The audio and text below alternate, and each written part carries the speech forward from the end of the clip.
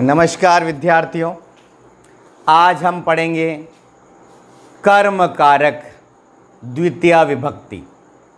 कर्म कारक द्वितीया विभक्ति, कर्म कारक में ही द्वितीया विभक्ति क्यों होती है, ये वाला सूत्र बताएगा। पेज नंबर 110 खोल लीजिए। शायद कारक प्रकरण के काफ़ी वीडियो बन जाएं, क्योंकि कारक प्रकरण समझना भी हमारे लिए ज़रूरी होता है। अब आप देखो प्यारे बच्चों कि जो आप पढ़ रहे हैं इसमें नियम नंबर 6 आ गया। अब नियम नंबर 6 क्या है कि कर्ता क्रिया के द्वारा जिसको सर्वाधिक चाहता है उसकी कर्म संज्ञा होती है। जिसको सर्वाधिक चाहता है उसकी कर्म संज्ञा होती है कर्तुरी इप्सितम कर्म सूत्र से। कर्तुरी इप्सितम कर्म सूत्र से कर्ता इप्सित जिसको बहुत अधिक चाहता है उसमें कर्म संज्ञा होती है। और कर्मणि द्वितीया सूत्र से कर्म में द्वितीया विभक्ति का प्रयोग होता है। प्यारे बच्चों, ये आपको समझ में आ गया होगा। सीधी सीधी बात है। इतनी बार कहीं ना कहीं बहुत बार आया कि कर्म में द्वितीया, कर्म में द्वितीया। सिर्फ वो वाच्य परिवर्तन के कर्म वाच्य में प्रथमा होती है, बाकी सब जगह कर्म में द्वितीया विभक्ति का प्रयोग होता है। प्यारे बच्चों, तो देखो मैं जो समझा रहा हूं कि पहला वाक्य लो। आपके एक बुक का पहला वाक्य क्या है कि राम, देखो आपके नोट्स के हिसाब से बता रहा हूं, अन्यथा वाक्य बना भी सकते थे। राम गांव जाता है। राम गांव जाता है, तो राम जाता है, तो कर्ता कौन है बेटा? कर्ता कौन है? रामः। क्या है कर्ता? रामः। राम जाता है, गच्छति। क्यों? क्योंकि रामः प्रथम पुरुष एक वचन है। रामः प्रथम पुरुष एक वचन है, तो गच्छति भी प्रथम पुरुष एक वचन आएगा ना। तो रामः गच्छति। अब कर्म क्या है? घर जाता है। तो घर के लिए क्या आएगा बच्चों? आप बताओ ना। द्वितीया विभक्ति आएगी तो गृहम आएगा। नपुंसकलिंग का शब्द द्वितीया प्रथमा में सेम होता है, तो गृहम। रामः गृहम गच्छति। राम घर जाता है। तो क्लियर हो गया आपको कर्म का नियम। दूसरा वाक्य है कि बालक वेद पढ़ता है। बालक, तो बालकः पढ़ता है, वही पठति। बालकः पठति। बालकः पठति, क्या पढ़ता है? वेद, तो वेदम। बालकः वेदम पठति। बालक वेद पढ़ता है।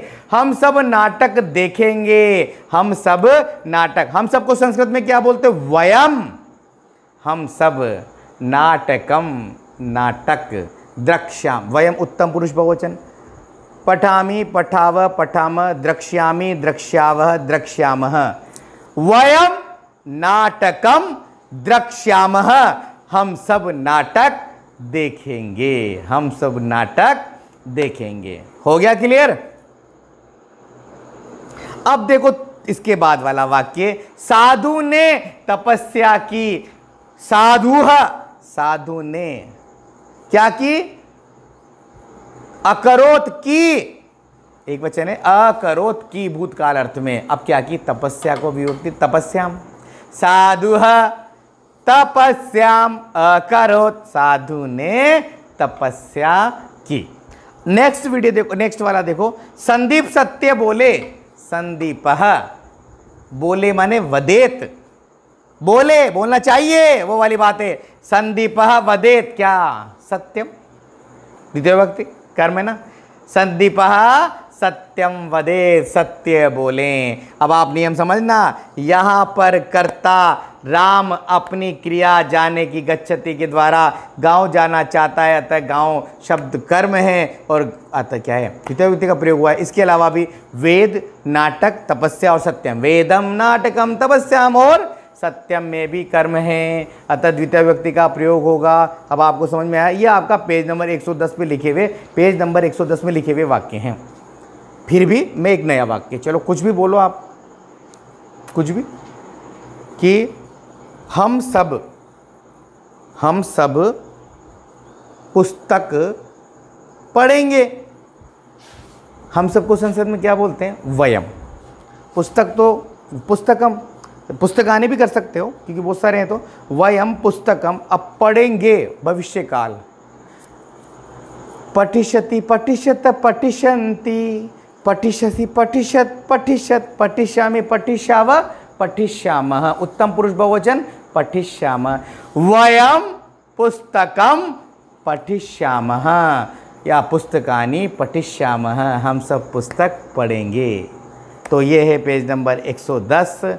इसमें हमने पढ़ा नियम नंबर 6, जिसके अंदर 2 सूत्र। एक तो कर्तुरीप्सितम कर्म, कर्म जिसको बहुत अधिक चाहता है उसकी कर्म संज्ञा होती है, और कर्मणि द्वितीया सूत्र से जितने भी कर्म संज्ञा होती है उन सब की द्वितीय विभक्ति करती है कर्मणि द्वितीया। तो प्यारे बच्चों, आपको समझ में आ गया होगा ये वीडियो और ये नियम। तो धन्यवाद। मैं रजनीश आचार्य, केशराय पाटन, जिला बूंदी, राजस्थान। हरिओम। नमस्कार, कैसे हैं आप? हाँ, आज हम कर्म कारक में एक नया सूत्र पढ़ेंगे। पेज नंबर 111 खोल लीजिए। एडिटिंग द्वारा आपको पेज भी दिखेगा यहाँ पर। जिनके पास नोट्स नहीं हैं वे इसका स्क्रीनशॉट लेकर अपने पास लिख लें। तो प्यारे बच्चों, देखो कि अभित परित समयानिक्षा हा प्रतियोग्यपि द्वितीया। अभित परित समयानिक्षा हा प्रतियोग्यपि द्वितीया। मैं द्वितीय इसलिए बोल देता हूं कि आपको याद रहे कि इसमें द्वितीय विभक्ति का प्रयोग होगा। अभित परित समयानिक्षे हा प्रतियोग्यपि द्वितीय, वार्तिक है ये। तो अभितः, अभितः दोनों ओर, परितः चारों ओर, समया समीप, निक्षा समीप, हा हाय, और प्रति और के योग में द्वितीय विभक्ति का प्रयोग होता है। जैसे राजमार्ग के दोनों ओर वृक्ष है। अब वृक्ष है तो बहुत सारे हैं ना, तो वृक्षाः, अस्ति नहीं आएगा, अस्तिस्तः सन्ति, वृक्षाः सन्ति, वृक्ष हैं। अब दोनों ओर को बोलते हैं अभित, अभित वृक्षाः सन्ति, दोनों ओर वृक्ष हैं। अरे किसके दोनों ओर हैं? राजमार्ग, राजपथ, हाईवे, उसके दोनों ओर हैं। तो राजमार्ग का द्वितीय क्या हुई? मार्गम।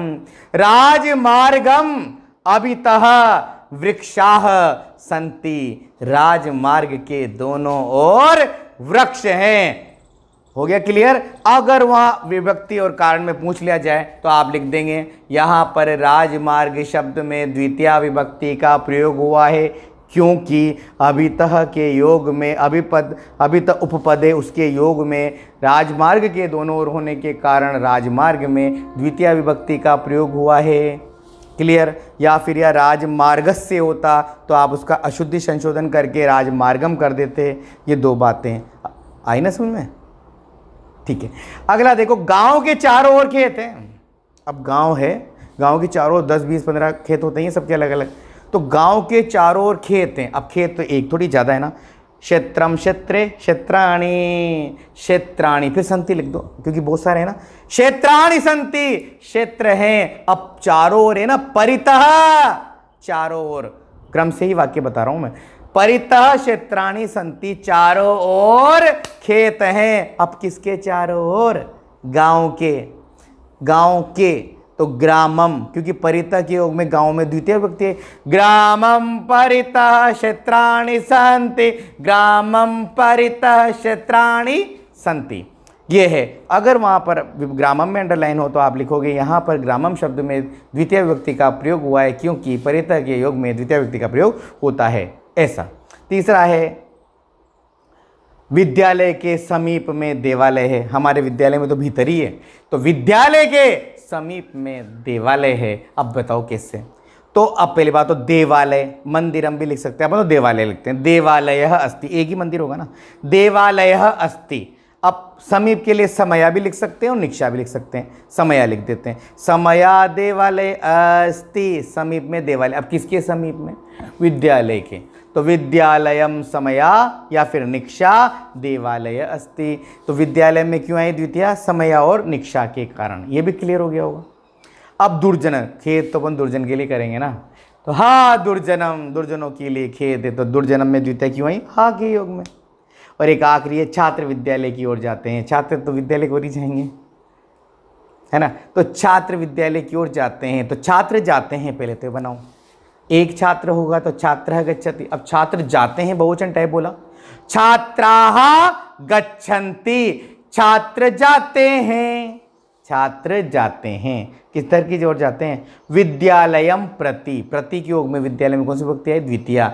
विद्यालय, छात्राः विद्यालयम प्रति गच्छन्ति, छात्र विद्यालय की ओर जाते हैं। तो मेरे ख्याल से आपको यह नियम समझ में आ गया होगा कि राजमार्ग में अभिता होने के कारण, ग्रामम में परिता होने के कारण, विद्यालयम में निक्षा या समया होने के कारण, दुर्जनम में हा होने के कारण और विद्यालय में प्रति होने के कारण इस नियम के आधार पर द्वितीय विभक्ति का प्रयोग हुआ है। कारक प्रकरण कर्म कारक का ये दूसरा सूत्र या तीसरा सूत्र है, अभितः परितः समया निकषा हा प्रतियोग्य अपि द्वितीया, अभितः परितः समया निकषा हा प्रतियोग्य अपि द्वितीया। ये था आपका पेज नंबर 111, कर्म कारक अभितः परितः की वार्ता थी।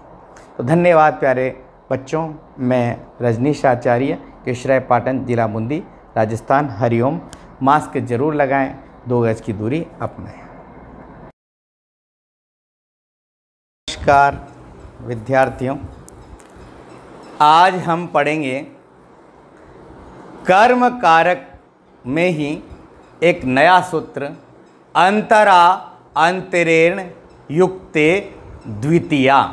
पेज नंबर 112, नियम नंबर 8 खोल लीजिए। अंतरा अंतरेण युक्ते द्वितीया सूत्र के अनुसार अंतरा अर्थात मध्य में और अंतरेण यानी बिना, बिना के योग में द्वितीय विभक्ति का प्रयोग होता है। यानी कि मेरे बीच में और यहाँ पर ये हाथ ये बीच में है ना, तो इसके और मेरे बीच में जो हो वह अंतरा कहलाता है। और अंतरेण यानी ये लो, बिना यानी मैं हट गया, ये के योग में द्वितीय व्यक्ति का प्रयोग होता है। मैं वाक्य पढ़ता हूँ एक, देखिए, प्रदीप पुस्तक के बिना पढ़ता है। प्रदीप पुस्तक के बिना पढ़ता है यानी कि उसको याद इतना अच्छा, तो प्रदीप पढ़ता है। पहले तो ये वाक्य बनाओ प्यारे बच्चों, क्या कि प्रदीप, क्या प्रदीप, प्रदीपः पुस्तकम, पुस्तकम। अब देखना पहली बात तो प्रदीपः, प्रदीप पठति पढ़ता है, प्रदीप पढ़ता है किसके बिना? पुस्तक के।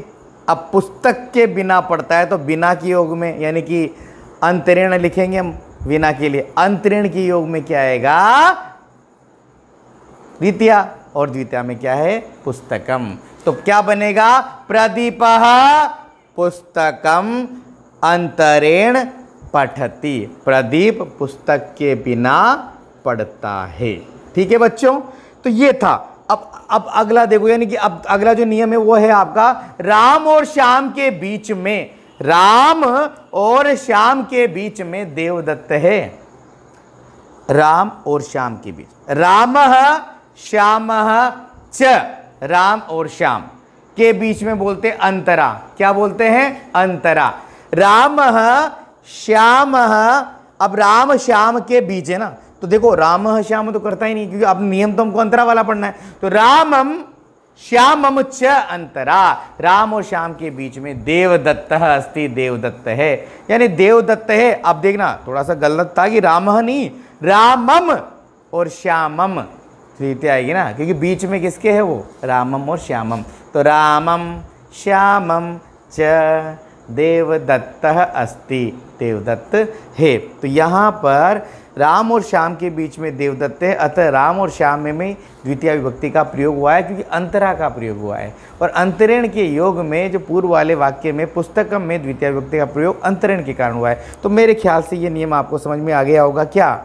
अंतरेण, अंतरा अंतरेण युक्ते द्वितीया, अंतरा अंतरेण युक्ते द्वितीया के योग, समझ में आया ना? ये था आपका अंतरा अंतरेण युक्ते द्वितीया। अब इसी पेज पर नियम नंबर 9 निकाल लीजिए प्यारे बच्चों, वो है उपसर्वतसो कर्म, वार्तिक से, एक पूरी की पूरी लाइन, उपसर्वतसो कर्म वार्तिक से अनु, पहला तो है अधो अध, अध अध, नीचे से नीचे, अध्यधि ऊपर से ऊपर, अधोअध नीचे से नीचे, अध्यधि ऊपर से ऊपर, ऊपर से ऊपर, और ऊपरी ऊपरी भी ऊपर से ऊपर, और अनु पीछे की ओर, अनु पीछे की ओर, वो जो प्रति था, और यावत तक के योग में द्वितीय विभक्ति का प्रयोग होता है। यानी समझ में आया ना, चार बातें बोली। अधोअध नीचे से नीचे, अधि अधि ऊपर से ऊपर यानी अध्यधि, ऊपरी ऊपरी ऊपर से ऊपर, ये तो क्लियर है, और अनु पीछे की ओर, पीछे की ओर, और यावत तक के योग में द्वितीय विभक्ति का प्रयोग होता है। अब देखो कैसे, भूमि से के नीचे से नीचे जल है, तो भूमि के नीचे से नीचे है ना, तो भूमि के नीचे, भूमिम अधो अध नीचे से, एक साथ ये ध्यान रखना, जब दो बार अध आए, जब भूमिम अधो अध नीचे से नीचे जलम अस्ति, जलम अस्ति जल है, भूमिम अधो अध नीचे से नीचे जलम अस्ति जल है। तो अगर आ जाए तो भूमि में द्वितीय क्यों आया, अधो अध के कारण।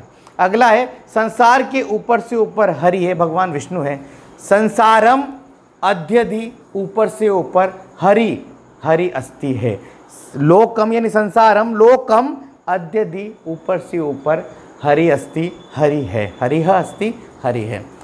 यानी यहाँ पर लोकम में क्यों है, अध्यधि के कारण, अध्यधि ऊपर से ऊपर, जब अधि अधि दो बार आ जाए यानी अध्यधि आ जाए तो लोकम में, यानी कि उसमें भी द्वितीय विभक्ति का प्रयोग होता है। अब तीसरा है संसार के ऊपर से ऊपर सूर्य, जो प्रतिशुभ पर, संसारम ऊपरी ऊपरी ऊपर से ऊपर, संसार के ऊपर से ऊपर, सूर्य अस्ति सूर्य है, सूर्य अस्ति सूर्य है। अब 20वां जो वाक्य है, राजपुरुष चोर के पीछे दौड़ता है, सिपाही, राजपुरुषः चोरम अनु चोर के पीछे, चोरम चोर के, अनु माने पीछे, अब किसके पीछे, चोर के, तो चोर में क्या है द्वितीय, चोरम अनु चोर के पीछे, धावती दौड़ता है, धावती लिखा नहीं है नोट्स में, उसको लिख लेना, राजपुरुषः चौरम अनु धावती दौड़ता है।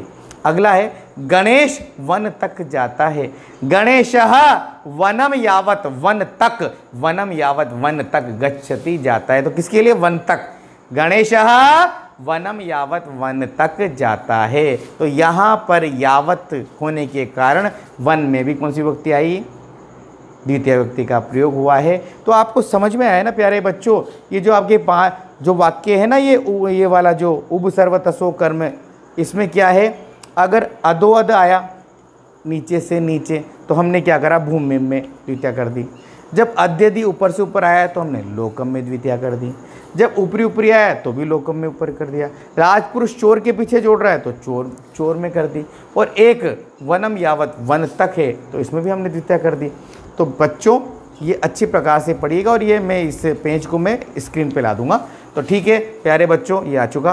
प्यारे बच्चों, मैं रजनीश आचार्य, केशराय पाटन, जिला बूंदी, राजस्थान। हरिओम।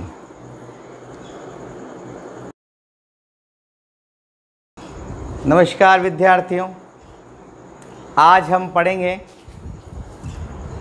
कर्म कारक में ही 10वां नियम, पेज नंबर 113 खोलिए पहले तो आप। 10वां नियम, अधिशिंग स्थासाम कर्म।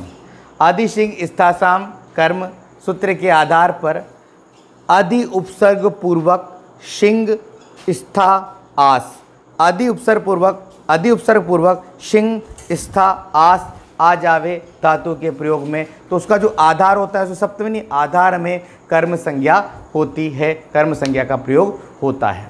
जैसे देखो आप, ये तीनों ही मैं वाक्य बता देता हूं। जैसे सुरेश पलंग पर सोता है, सुरेशः सुरेश अधिशेते सोता है, सुरेशः अधिशेते सोता है, किस पर सोता है, पलंग पर, पर्यंकम, सुरेशः पर्यंकम अधिशेते, सुरेश पलंग पर सोता है। अगला, अध्यापक कुर्सी पर बैठता है, अध्यापकः अधितिष्ठति बैठता है, स्था धातु ये, अधितिष्ठति बैठता है, किस पर, आसंदिकाम, अध्यापक आसंदिकाम अधितिष्ठति, अध्यापकः आसंदिकाम अधितिष्ठति, अध्यापक कुर्सी पर, चेयर पर बैठता है। राजा सिंहासन पर बैठता है, वो आस धातु, अध्यास्ते अध्यास्ते है ना, तो राजा को बोलते हैं नृपः, नृपः सिंहासनम अध्यास्ते, राजा सिंहासन पर बैठता है। तो आपने देखा क्या कि जब अधिशेते आया तो कि क्या आया था कि सुरेश शैया पर सोता है, तो अधिशेते के योग में शय्याम में द्वितीय विभक्ति आई है। जब नीचे वाले वाक्य अध्यापक कुर्सी पर बैठता है तो अधितिष्ठति के योग में आसंदिकाम कुर्सी में द्वितीय विभक्ति आई है। और जब अध्यास्ते आया राजा सिंहासन पर बैठता है तो अध्यास्ते के योग में सिंहासन में द्वितीय विभक्ति आई है। यह था आपका नियम 10। अधिशिंग स्थासाम कर्म, यानी कि अधिशिंग स्थासाम अध्यास्ते अधितिष्ठति और पहला वाला है अधिशेते। तो ये रूप याद कर लीजिएगा आप साथ में। अधि उपसर्ग पूर्वक शिंग स्था आज धातु में द्वितीय विभक्ति का प्रयोग होता है। अब नेक्स्ट देखो आप प्यारे बच्चों, 11वां नंबर, उपान्व ध्यांग वसह कर्म, सब सूत्र में छुपा हुआ है। उपान्व ध्यांग वसह कर्म, उप अनु अधि आंग, उप अनु अधि आंग उपसर्ग पूर्वक वस धातु हो तो उसके आधार की भी द्वितीय विभक्ति हो जाती है। जैसे उपवसति, अनुवसति, आदिवसति और आवसति। क्या समझ में आया प्यारे बच्चों? उपवसति, अनुवसति, अधिवसति और आवसति। तो अब वाक्य देखो आप, श्याम नगर के पास रहता है, श्याम नगर के पास रहता है। श्यामः, श्यामः उपवसति, सा पास रहता है। श्यामः उपवसति पास रहता है किसके? नगर के, तो नगरम। श्यामः नगरम उपवसति, श्याम नगर के पास रहता है। अगला है कुलदीप घर के पीछे रहता है, अनु पीछे होता है ना। कुलदीप अनुवसति रहता है, कुलदीप अनुवसति रहता है किसके पीछे? घर के, गृहम। कुलदीप, कुलदीप गृहम अनुवसति, घर के पीछे रहता है। और सुरेश जयपुर में रहता है, सुरेश, सुरेश अधिवसति रहता है जयपुरम, जयपुरे नहीं जयपुरम। सुरेश जयपुरम अधिवसति, सुरेश जयपुर में या जयपुर पर रहता है। और हरि भगवान विष्णु वैकुंठ में रहते हैं, हरिः वैकुंठम आवसति, हरिः वैकुंठम आवसति। तो आपने ये सीखा कि क्या सीखा?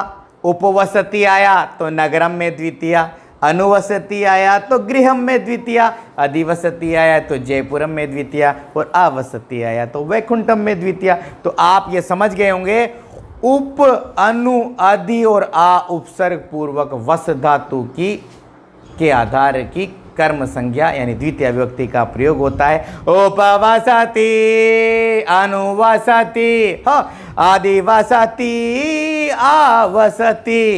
ये था अपना नियम नंबर 11। अब पढ़ेंगे इसी पेज पर नियम नंबर 12। अभिनिविष्ट कर्म सूत्र से अभि नि उपसर्ग पूर्वक वस धातु की क्या होती है के अनुसार, जिसमें अभिनिविष्यते होता है तो के आधार की कर्म संज्ञा होती है अभिनिविष्यते। डायरेक्ट याद रखो आपको, अभि और नि उपसर्ग पूर्वक, अभि और नि उपसर्ग पूर्वक वस धातु की के आधार की कर्म संज्ञा होती है अर्थात अभिनिविष्यते की। इसका अर्थ होता है प्रवेश करना। दिनेश गांव में प्रवेश करता है, दिनेशः अभिनिविशते, दिनेश प्रवेश करता है गांव में। सप्तमी आती ना, मन नहीं आई। दिनेशः ग्रामम अभिनिविशते, दिनेश गांव में प्रवेश करता है। दिनेशः ग्रामम अभिनिविशते, दिनेश गांव में प्रवेश करता है। यहाँ पर गांव में द्वितीय विभक्ति होगी, क्यों? कहाँ प्रवेश कर रहा है वो? गांव में कर रहा है। तो इस प्रकार प्यारे बच्चों हमने 3 सूत्र पढ़े। पहला था अधिशिंग स्थासाम कर्म, दूसरा था उपान उद्यांग वसह कर्म और तीसरा था अभिनिविष्ट कर्म। ये कर्म कारक के तीनों सूत्र थे। इसको आपने बड़ी अच्छी प्रकार से पढ़ लिया है, समझ लिया है, ठीक है ना? समझ में आ गया। अधिशिंग स्थासाम कर्म क्या होता है? अधि उपसर्ग पूर्वक शिंग स्था आस धातु की कर्म संज्ञा होगी, यानी अधिशेते, अधितिष्ठति और अध्यास्ते। दूसरा है उपानवध्यांग वस कर्म के आधार की कर्म संज्ञा होगी, यानी उप वस अधि और आ उपसर्ग पूर्व वस धातु की कर्म संज्ञा के आधार की कर्म संज्ञा होगी, अर्थात उपवसति, अनुवसति, अधिवसति और आवसति। और एक लास्ट शब्द है अभिनिविशते, यानी अभि और नि उपसर्ग पूर्व वस धातु के कर्म की के आधार की भी क्या हो जाती है, कर्म संज्ञा हो जाती है, यानी अभिनिविशते। तो मैंने ये शॉर्ट में एक साथ पूरा ही बता दिया, समझ गए होंगे। 2, 3, 4, 5, 10 बार वीडियो देख लीजिएगा, पर इसको याद करिएगा, समझिएगा और समझिएगा, और इतना समझिए कि माइंड में भर जाए, पूरा याद रहे हमेशा। तो प्यारे बच्चों, अच्छी प्रकार अब समझ में आ गया होगा। मास्क जरूर लगाएं, 2 गज की दूरी अपनाएं। मैं धन्यवाद, जानते हैं मेरा नाम तो, मैं रजनीश आचार्य, केशराय पाटन, जिला बूंदी, राजस्थान। हरिओम। नमस्कार विद्यार्थियों, पेज नंबर 114 और कर्म कारक के एक नया नियम अकथितम च पढ़ेंगे। जितना छोटा ये सूत्र है उतनी बड़ी व्याख्या है इसकी। जो नहीं कहा गया वह कर्म है, अकर्मक धातुओं की कर्म संज्ञा होती है। अब प्यारे बच्चों, इसको याद करना है, और मैं आपको बता देता हूँ कि 16 धातुओं के योग में अपान यानी अकथितम च सूत्र के अनुसार अपान आदि कारक से जिस कथन की इच्छा नहीं होती है उसकी भी कर्म संज्ञा होती है, अर्थात द्विकर्मक 16 धातुओं के योग में द्वितीय विभक्ति का प्रयोग होता है। अब उसको रटो, देखो, ची, जी, नी, रुधि, प्रच्छी, ह्री, दुह, वह, कृश, मुच, याच, पच, दंड, ब्रू, शास, मत। चीजीनी, रुधि, प्रच्छी, ह्री, दुह, वह, कृश, मुश, याच, पच, दंड, ब्रू, शास, मत। रटने के लिए था ये। चीजीनी, रुधि, प्रच्छी 5 धातु, ह्री, दुह, वह, कृश, मुश 5 धातु 10, याच, पच, दंड, ब्रू, शास, मत 6, 16 हो गया ना यार। ची माने चुनना, जी माने जीतना, ची नी माने ले जाना, ची जी नी, रुधि माने रोकना, प्रच्छी माने पूछना, ची जी नी, रुधि, प्रच्छी, ह्री चुराना, दुह दुहना, ह्री दुह वह वहन करना, ह्री दुह वह, कृश मुश, कृश माने खींचना और मुश माने चुराना, याच, पच, दंड, याच माने मांगना, पच माने पकाना या पचना, दंड माने दंड देना, याच, पच, दंड, ब्रू, शास, मत, ब्रू माने बोलना, शास माने भी शासन देना, बोलना, और याश, ब्रू, शास, मत, मत माने मथना। ये वाक्य 16 के 16 पढ़ेंगे आज। इस वीडियो तक अंत तक बने रहना और बढ़िया, और लाइक करना, शेयर करना, ज़्यादा से ज़्यादा शेयर करना, ज़्यादा से ज़्यादा, अरे प्रत्येक बच्चा, भारत का प्रत्येक बच्चा संस्कृत को अच्छी प्रकार से जानने लग जाए। मैं इतना ज्ञानी तो नहीं हूँ, परंतु मैं प्रयास कर रहा हूँ कि आपको ये अच्छी प्रकार से समझ में आ जाए कि लॉकडाउन के चलते, कोरोना के भय व्याप्त होने के कारण इसका वीडियो बनाना पड़ रहा है, और आप लोग पढ़ें और ज़्यादा से ज़्यादा शेयर करें और सभी को ये जानकारी मिले। तो धन्यवाद प्यारे बच्चों। मैं बताना शुरू करता हूँ।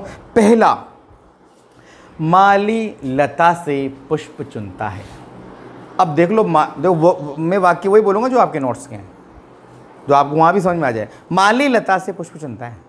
अब माली को क्या बोलते हैं? मालाकार है, चुनता है, चिनौती, मालाकार करता है, चिनौती क्रिया है, मालाकार चिनौती चुनता है। क्या चुनता है? पुष्प। तो पुष्प क्या है? कर्म। मालाकार पुष्पम, पुष्प चिनौती चुनता है, मालाकार पुष्प चुनता है। किससे चुन रहा है? लता से। ये जो लताएं हैं ना, लताएं, इन लताओं से चुनता है। मालाकार, अब लता में इस ची के कारण चुन, किससे चुन रहा है? लता से। तो लता में उससे अलग भी हो रही तो पंचमी आती पर नहीं आएगी। यहां पर कर्मकारक है, यानी कि द्वितीय विभक्ति का प्रयोग होगा। मालाकार लताम पुष्पम चिनोति, मालाकार लता से पुष्प चुनता है।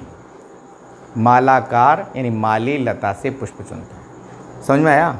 करता है मालाकार, चिनोती क्रिया है चुनना, पुष्प है कर्म, मालाकार पुष्प। पर ये जो अकथितम च है ना, ये क्या है? ये किस लिए आया? लता से चुन रहा है। तो ची धातु के योग के कारण अकर्मक धातुओं में क्या हुआ? ये समझ में आ गया ना। अब समझ लेना आप बेटा, अगर वह लताम आया तो अकथितम च सूत्र लगा, और पुष्पम आया तो कर्तुरीप्सितम कर्म लगा। ये है मेरी बात। अगला वाक्य देख लो। अगला वाक्य आपके लिखा हुआ है, राजा शत्रु से राज्य जीतता है। राजा नृपः जयति, जीतता है। राजा जयति, जीतता है। राजा जीतता है, क्या जीतता है? राज्यम। राजा राज्यम जयति, राजा करता है। नृप भी लिख सकते हैं। राज्यम कर्म है और जयति क्रिया है। राजा राज्यम जयति, नृपः राज्यम जयति। अब किससे जीत रहा है? शत्रुओं से जीत रहा है ना। एक शत्रु है तो शत्रुम कर देना, और बहुत सारे हैं तो रामायण की शत्रुन कर देना, ठीक है ना। क्या? भानु भानुम भानवः, ठीक है ना। तो ये हुआ, तो शत्रुम, राजा शत्रुम राज्यम जयति, राजा शत्रु से राज्य जीतता है। आ गया समझ में प्यारे बच्चों। अब नेक्स्ट पढ़ते हैं अपन, ग्वाला गाय को वज्र से में रोकता है। ग्वालः अवरुणद्धि, रोकता है। ग्वाला रोकता है गाम गाय को। ग्वालः गाम अवरुणद्धि, ग्वाला गाय को रोकता है। ग्वाला गाय को रोकता है। कहाँ रोकता है? वज्र में। सप्तमी आती पर यहाँ द्वितीय आएगी, अवरुणद्धि खाने के कारण। तो क्या आएगा? ग्वालः वज्रम ग्राम गाम अवरुणद्धि, राजा ग्वाला वज्र में गाय को रोकता है। ये हुआ। वह बालक से मार्ग पूछता है। सह वह करता है, पृच्छति पूछता है, क्रिया है। सह पृच्छति वह पूछता है, क्या पूछता है? पंथानम मार्ग। सह पंथ मार्गम भी लिख सकते हो। सह मार्गम पृच्छति, सह पंथानम पृच्छति, वह मार्ग पूछता है। किससे पूछ रहा है? बालक से। अब बालक में द्वितीय आएगी। सह बालकम पंथानम पृच्छति, सह बालकम पंथानम पृच्छति, वह बालक से मार्ग पृच्छति पूछता है। अगला है, वह कंजूस के धन को हरता है। सह करता, हरति क्रिया, वह हरता है धनम धन को। सह धनम हरति, सह करता है, धनम कर्म है, हरति क्रिया है। सह धनम हरति। अब किससे का होता है? अलग हो रहा है ना, कृपणम द्वितीय आएगी। सह वह कृपणम कंजूस के धनम धन को हरति हरता है। सह वह कृपणम कंजूस के धनम धन को हरति हरता है। आ गया समझ में? ह्री धातु के योग में कृपण में द्वितीय विभक्ति का प्रयोग हुआ है। गोपाल गाय से दूध दोता है। गोपाल दोग्धि दुहता है, दूध दोता है किससे? गाय से, तो गाम आएगा। गोपाल गाम गाय से, दोग्धि दूध दोता है तो गाम आएगा, ठीक। दोग्धि में कर्म छुपा है उसमें। अगला है, किसान गांव के भार को ले जाता है। कृषक भारम भार को वहति, वहन करता है। किसान भार को वहन करता है, और किसके भार को? गांव के। तो ग्रामस से नहीं आया, ग्रामम आएगा। कृषक ग्रामम भारम वहति, कृषक ग्रामम भारम वहति, किसान गांव के भार को वहन करता है। किसान खेत में भैंस को खींचता है। कृषक किसान महिषिम भैंस को कर्षति खींचता है। किसान भैंस को खींचता है। महिषिम माने कर्म। कृषक महिषिम कर्षति, किसान। अब किससे खींच रहा है साहब? क्षेत्रम, खेत में। किस? कृषक क्षेत्रम महिषिम कर्षति। अगला, चोर दत्त देवदत्त से धन चुराता है। चोर, चोर दत्त नहीं, चोर धनम धन मुष्णाति चुराता है। मुष्ट माने चुराना। चोर धनम धन को मुष्णाति चुराता है। किससे चुराता है? देवदत्त से चुराता है ना। देवदत्तम द्वितीय आएगी इसमें। चोर देवदत्तम धनम मुष्णाति, चोर देवदत्त से धन को चुराता है। सुरेश महेश से पुस्तक मांगता है। सुरेश याचते मांगता है, सुरेश मांगता है।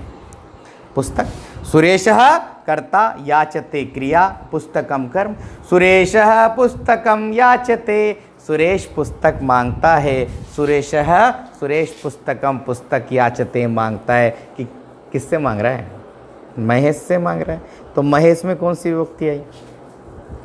द्वितीया, क्योंकि आज के योग में सुरेशः महेशम, सुरेश महेश से क्या मांगता है? पुस्तकम याचते, पुस्तक मांगता है। तो महेशम में क्या है? द्वितीया याच के कारण। अगला है पाचक, चावलों से भात पकाता है। पाचकः पचती पकाता है। पाचकः पाचक पचती पकाता है। क्या पकाता है? भात। ओदनम, पाचकः ओदनम पचती, पाचक भात पकाता है। अब किससे? चावलों के दाने बहुत सारे होते हैं, तंडुलान, रामान की तरह। तंडुलान बहुवचन द्वितीय विभक्ति का। पाचकः तंडुलान ओदनम एक वचन में हो गया, और फिर पचती। पाचक तंडुलान ओदनम पचती, पाचक चावलों से भात को पकाता है। अगला वाक्य देखो, राजा गर्गों को 100 रुपये का दंड देता है। राजा दंडयति देता है, राजा दंड देता है शतम 100 रुपये का। राजा शतम रुप्यकाणी दंडयति, राजा 100 रुपये का दंड देता है। किसको देता है? गर्गों को। गर्गान बहुवचन, गर्गान, राजा गर्गान शतम 100 रुपये का दंडयति रुप्यकाणी ददाती। ये भी यहाँ पे क्या आया कि दंड देने के योग में दंडयति आएगा, ददाती नहीं। राजा गर्गान शतम दंडयति, ठीक है। इसके बाद नेक्स्ट देखो बेटा, गुरु शिष्य से धर्म कहता है। गुरु धर्मम, धर्म ब्रूते कहता है या शास्त्री कहता है। गुरु धर्मम कर्म है, ब्रूते या शास्त्री क्रिया है। गुरु धर्मम ब्रूते या शास्त्री, अब किससे कह रहा है? शिष्य से कह रहा है ना, तो उसमें भी शिष्य में भी द्वितीय आएगी, ब्रूते या शास्त्री के योग में। गुरु शिष्यम धर्मम ब्रूते शास्त्री, वाह, ये हुआ अपना नेक्स्ट। अब आखिरी देख लो एक और वाक्य, वह क्षीर सागर से अमृत को मथता है। सह वह मथनाती, मथता है। क्या मथता है? अमृत को। सुधाम द्वितीय आई, सह कर्म सुधाम, सह कर्ता सुधाम कर्म मथनाती क्रिया। सह सुधाम मथनाती, वह अमृत को मथता है। और किससे मथ रहा है? ये देखो आप, क्षीर निधिम, समुद्र से। पंचमी आती पर यहाँ द्वितीय आई क्योंकि मथनाती योग में। सह क्षीर निधिम समुद्र सुधा मथनाती, सह क्षीर निधिम सुधा मथनाती। तो ये आपके 16 वाक्य हो चुके हैं प्यारे बच्चों। एक बार फिर मैं वो आकर्मक धातुएं बोल देता हूं, ध्यान से सुनिएगा, ध्यान से। ची, जी, नी, रुदि, प्रची, ह्री, दुह, वह, कृश, मुश, याच, पच, दंड, ब्रू, शास, मत। ये 16 जो वाक्य हैं इनको आप याद, ये 16 धातु या कर्मक धातु होती हैं। इनके योग में अकथितम च सूत्र के कारण इनके अपादान आदि की विवक्षा में कर्मकारक यानी द्वितीय व्यक्ति का प्रयोग होता है। मेरे प्यारे बच्चों, ये आपको अच्छी प्रकार से समझ में आ गया हुआ। 114 और 115 पेज नंबर में ये है। अब जो एक नेक्स्ट नियम है वो द्वितीय व्यक्ति का लास्ट नियम है, जो मैं नेक्स्ट वीडियो में पढ़ाऊँ, क्योंकि लगभग 13-14 मिनट का ये वीडियो हो चुका है। इतना बहुत ठीक है ना प्यारे बच्चों। मास्क जरूर लगाएं, 2 गज की दूरी अपनाएं। हरिओम। मैं रजनीश आचार्य, केशराय पाटन, जिला बूंदी, राजस्थान। हरिओम।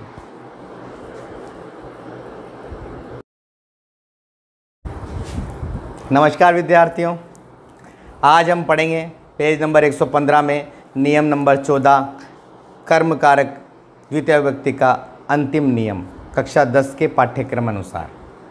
तो प्यारे बच्चों, इसमें पढ़ेंगे हम काला ध्वनोर अत्यंत संयोगी कर्म, अर्थात के अनुसार समयवाची और मार्गवाची शब्दों में अत्यंत संयोग होने पर समयवाचक और मार्गवाचक शब्दों में द्वितीय विभक्ति का प्रयोग होता है। निरंतरता का ध्यान रखना है इसमें। सुरेश यहाँ 5 दिन से पढ़ रहा है। सुरेश यहाँ 5 दिन से पढ़ रहा है। सुरेशः, सुरेश अत्र यहाँ पर पठती पढ़ता है यानी पढ़ रहा है। 5 दिनानी कर्म कारक हो गया।